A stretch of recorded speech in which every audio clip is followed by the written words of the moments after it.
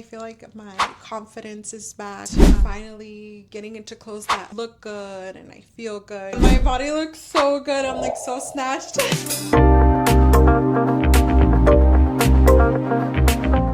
Hi, I'm Sabrina, a licensed massage therapist and certified cosmetic surgery specialist, and this is the Post-Op Podcast, where we talk all about the good, the bad, and the ugly. And today, I have on someone that had quite a great experience. And through seeing her whole recovery, it's going to help you guys understand that even if you might have some fears in the beginning and some bumps in the beginning, everything's going to come out okay when you have the right specialist. So, without further ado, please welcome my guest, Jeanette. Hi. Hello, everyone. Thanks for having me. Thanks so much for coming on the show, Jeanette. So, what procedure did you have done? So I did Lipo 360 with extended tummy tuck and internal, he called it corset, triple corset muscle repair. Wow. And did you do any fat transfer? Oh, yes, and BBL. Yes. Perfect. So, what made you decide to do all those procedures all at once? So I felt like I've always wanted to do plastic surgery. I'm a mom of 3 and I've lost so much weight. So I'm like, if I'm going to do a tummy tuck, might as well do a little bit of lipo here, there, and I guess make my butt a little bit bigger. And do the BBL as well. So I just went in and I was like, let's just do everything. Yeah. And how long have you been wanting to get plastic surgery for? Probably about 5 years. Oh, wow. Yeah. So before your last baby, or even before you had your last baby, huh? Yeah. Yes. Oh, that's incredible. And where did you have your plastic surgery? So I did not have plastic surgery in the U.S. I actually went to Tijuana, Mexico with Dr. Omar Cabrera at New City Hospital. Oh, amazing. And so what made you, or what influenced your decision into going with him specifically in Tijuana? So I didn't just do this like from one day to the next. I actually did so much research. It took me a whole year. Amazing. That's what you want, guys. Take your time, be patient. So then how was that year of deciding? Did you run through different surgeons and what landed you on? Dr. Cabrera? Cabrera. Cabrera. Yes. So I've had consultations here in the US and also on Instagram looking for doctors, Facebook. There's a lot of groups on Facebook with women that want to have plastic surgery in TJ. I specifically picked TJ because it is closer to Vegas. And I do have family out there that since day one, they've been my support and said, hey, since you're leaving your kids behind, your husband, your parents, we will help you. We'll help take care of you in anything you need. So that was a plus. So finding someone in TJ was very I need to find. And not just anyone. I made sure he was board certified. Yep. He works in an actual hospital. So coming down to my decision, I love the bodies in TJ. I love their work. I feel like here in the US, everyone looks the same. I wanted more of a contour and super snatch. Super snatch look. And that's how I came across a bunch of plastic surgeons in TJ. And Dr. Cabreras, his stood out for me because he's board certified. He works in a hospital. He's super safe. You're his priority. Yeah, exactly. You're just not just a random patient will just take her money and say no. He actually cares, and I do have some health issues. I have psoriasis. Oh. And I also have a brain condition. It's called Chiari malformation type 1, and I explained all of this to Dr. Cabrera, and he actually wanted me to get clearance letters from my doctors here to make sure I was okay to go into plastic surgery, because it is a few hours that you're being put to sleep. And then aside from that, he did his own tests when I went to to TJ and I had my consultation with him. He made me see a neurologist out there aside from my neurologist, and Love that. do all my my lab work. I met with his doctor as well, make sure I was good. Wow. And so what kind of complications could have came up because of your brain issue?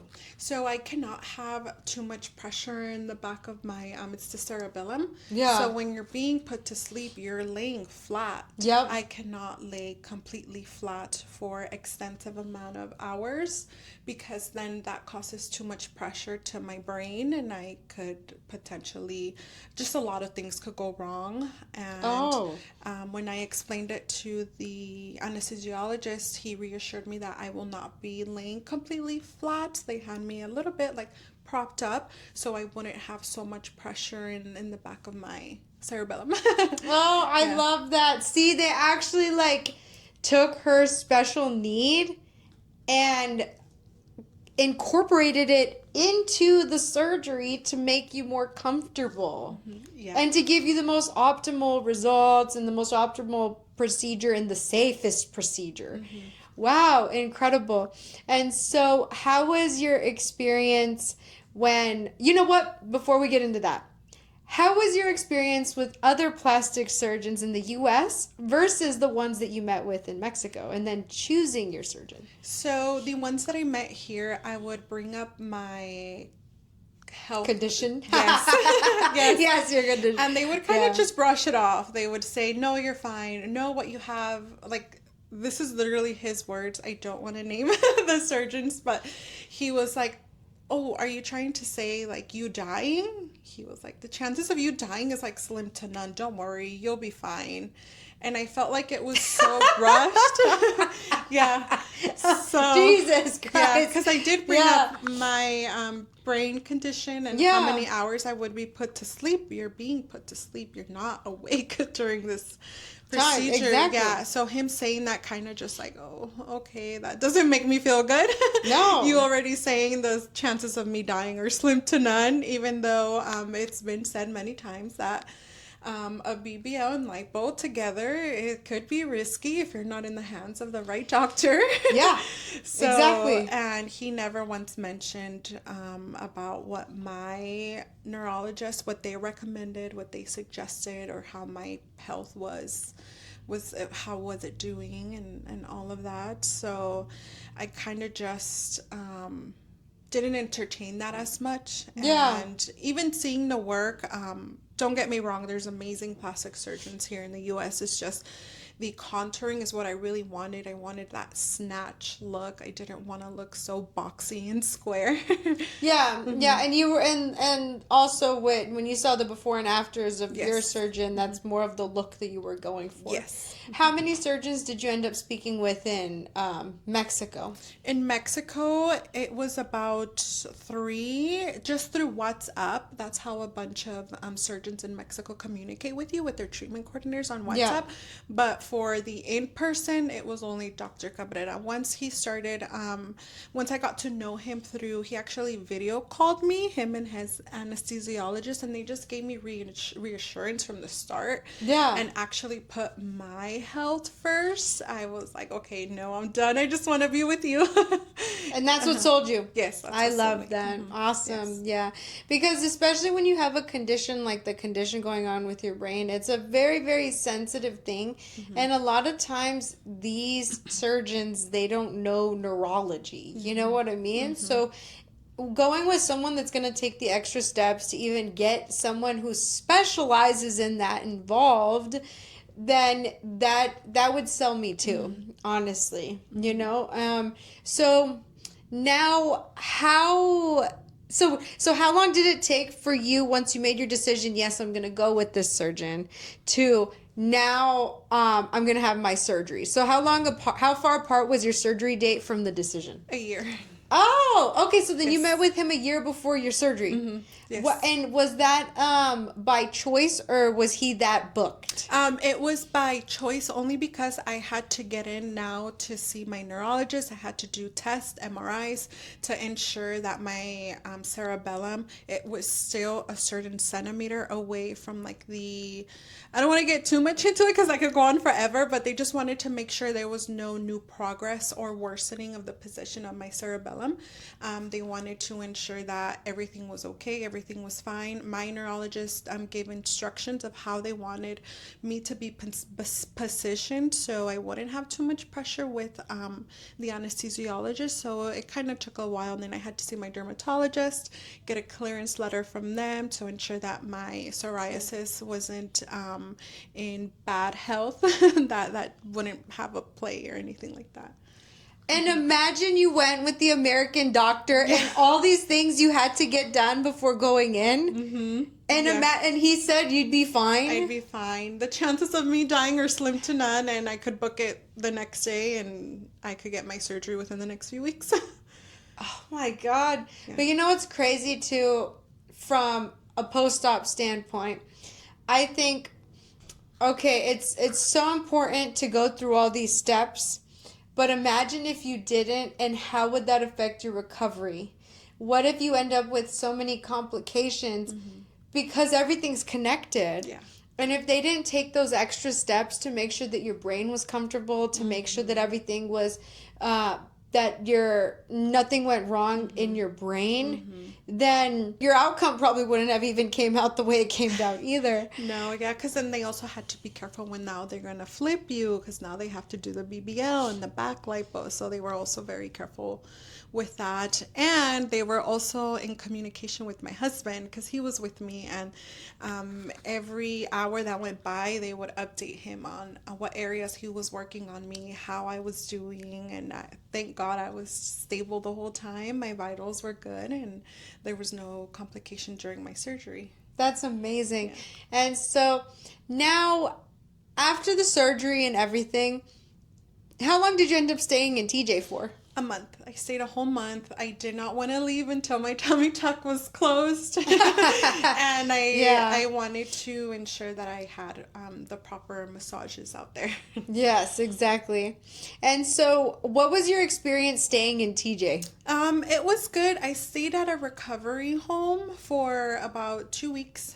They let me have a companion at an additional fee, so I had my aunt good. with me. Yeah, we stayed at Zen Healthy Recovery Home, and they gave me my nutrition meals 3 times a day, 3 snacks, and same with my aunt since she was staying with us. And then his massage therapist was coming down to the recovery home for my massages.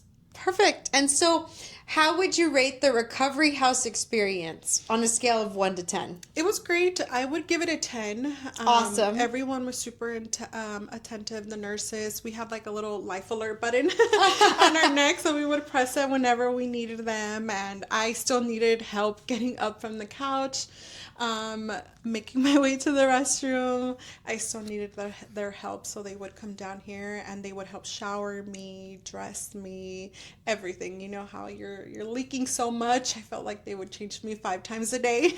That's awesome. They were angels, and I would apologize for things. They're like, "It's okay, don't worry." Yeah, we're used to this. Yeah, they're used. Even though I'm not, I feel embarrassed. Yeah, exactly. But they were so sweet. They were great. Oh, that's so perfect. And would you go back there?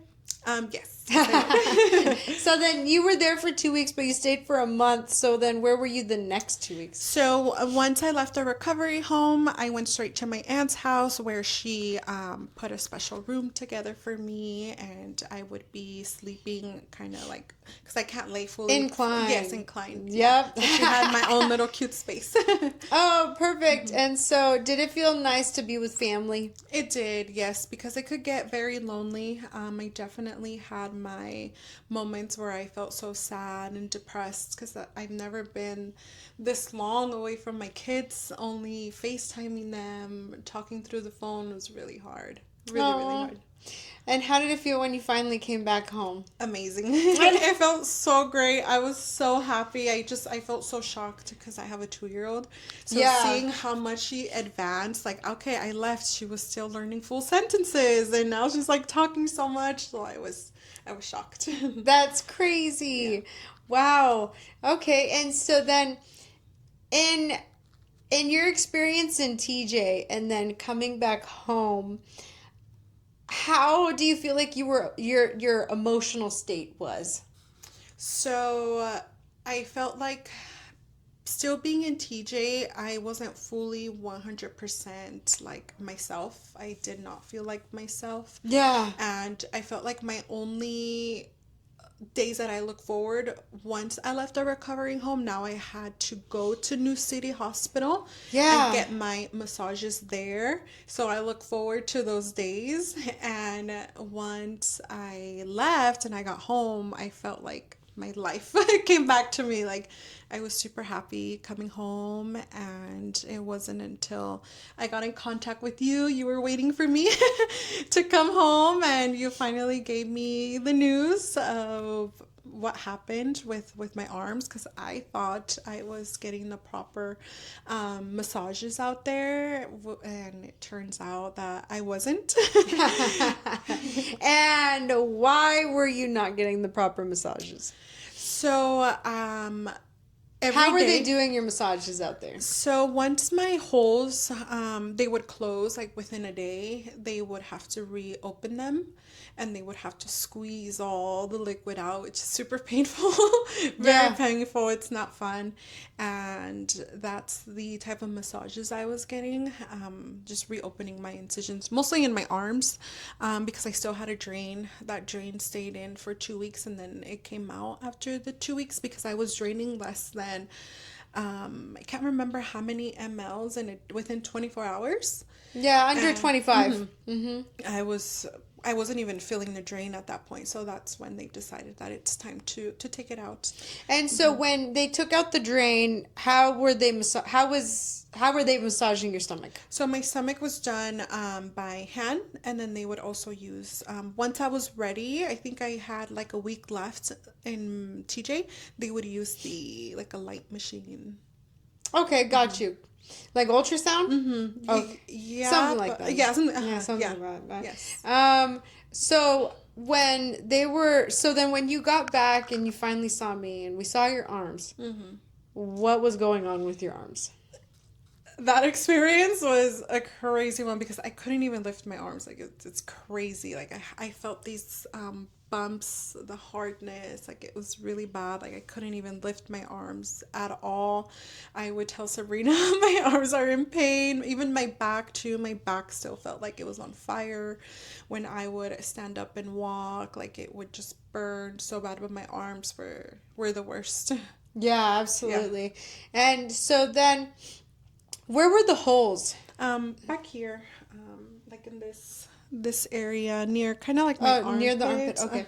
Well, you know what? At least I gotta say, at least your surgeon put your holes there, because because they were pushing fluid out of your incisions, it still is disrupting the wound healing process, which when that process is being disrupted, it causes fibrosis, which is scar tissue to develop, because the water, the swelling is not being directed in the proper lymphatic channels.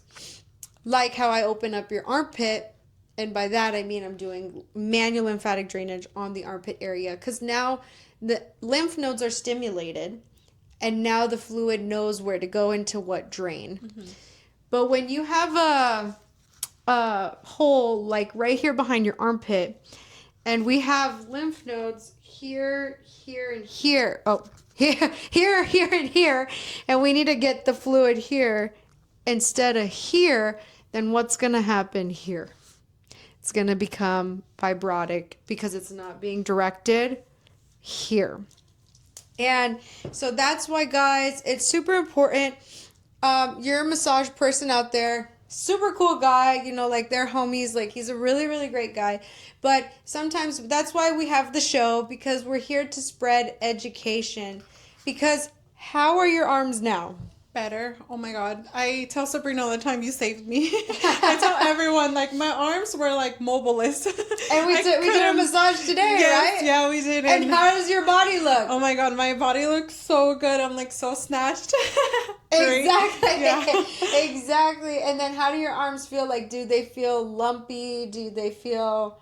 And exactly, because... And if you would have kept doing stuff like that, it wouldn't have gotten better. But even within 10 sessions of us, like maybe, I think we added one more, so like 11 sessions, you were good. Yeah. And recovered. Yeah. But also because you're healthy. So now that when you came back and we did the massages, you're looking amazing, you're feeling amazing. Would you say you were following the 5 keys to recovery? Nutrition, massages, compression, exercise, mindset?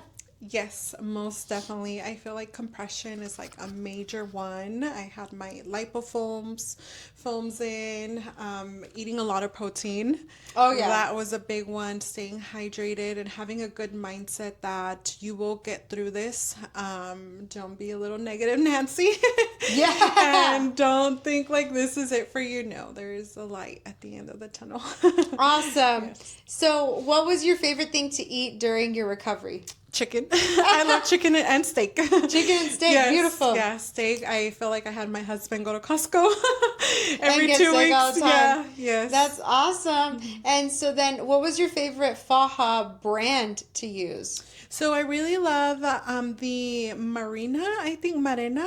Oh it's yeah, called. yeah, Marina. Yeah, So, the medical grade garment. yeah, medical grade. Yes. So my doctor, he gave me 2.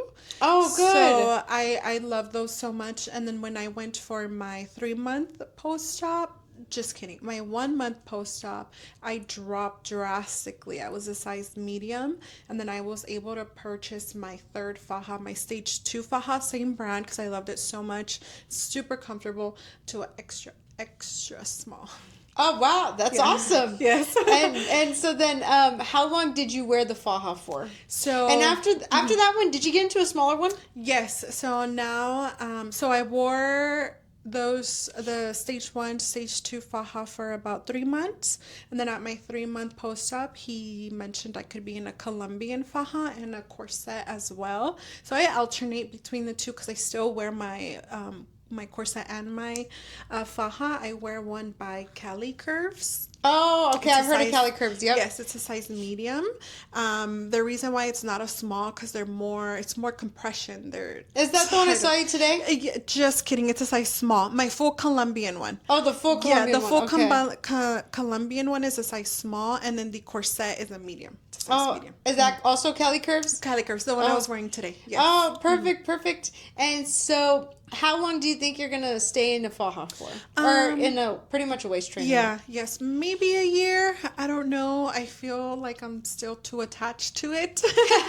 Like there's days where I'm like laying down at night. I'm like, oh no, I think I should wear my full Colombian body one.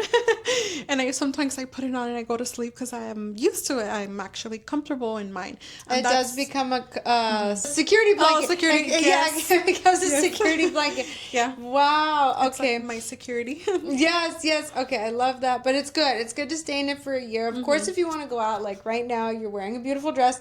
You don't need to wear your garment. Like your stomach looks amazing. Like you're gonna be fine. Of course, if you're traveling, then yeah, 100%, you're gonna want to be in the full body garment. But now moving forward into things like, how would you rate your whole recovery? I want to say 10 out of 10.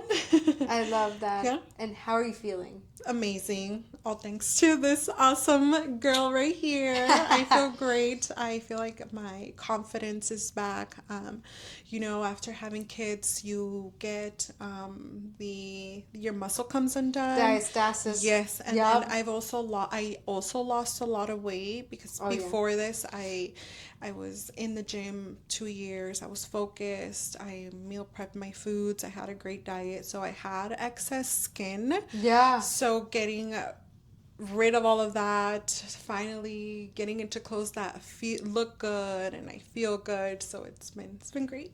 That's amazing. We're gonna talk all about Jeanette's weight loss journey in another episode. So, now let's start some rapid fire questions. So for question number 1, would you have another plastic surgery again? Yes. And for question number 2, who is your favorite massage therapist? Sabrina. You heard it here. You heard it here. Yes. And now for question number 3. Which celebrity is your favorite plastic surgery that you've seen? I don't want to get hate, Kylie Jenner. She may say she only had her boobs, but What? come on. No, You got your body done, Miss No Go. way, she says that? Yes. Girl, she's had a BBL. All of them. They've never confirmed That's or hilarious. deny that none of them have had BBLs, but they've all had. But Kylie's the only one that confirmed she had her boobs, which they look amazing. And yeah, I remember her doctor posting like about her Yes, and everything. yeah. But I think she had her BBL in Australia. I literally Yeah? Googled her because I was like, where do these girls get their surgery from? But anyway, amazing. Thank you so much for coming on the show and sharing your story. This has been incredible. And especially like knowing how sometimes it can be a little scary Yes. in the beginning. But look, you still conquered your emotions and ended up with amazing results.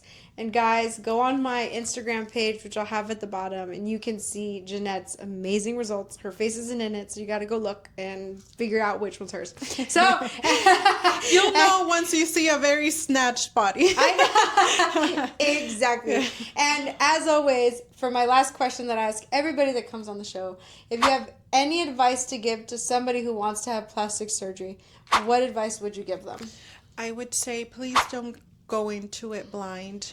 Don't make your mind from one day to the next. Keep doing your research. And I know when people say, oh, you're going to Mexico, that's so scary. Why? No, there's actually great doctors in Mexico. You just have to really do your surgery. Look them up. There's actually a website for doctors in Mexico that you could ensure that they are board certified. Yep, They're they have getting their own boards out there. Yes, they're still continuing their education. Their facility is clean. If they do surgery in a hospital, it's a +1. But just don't go into it blindly. Don't rush it. Just take your time. Take your time. Very well said. And guys, lastly, about 40% of my clients go to Mexico. And 45% of my clients go out of the country.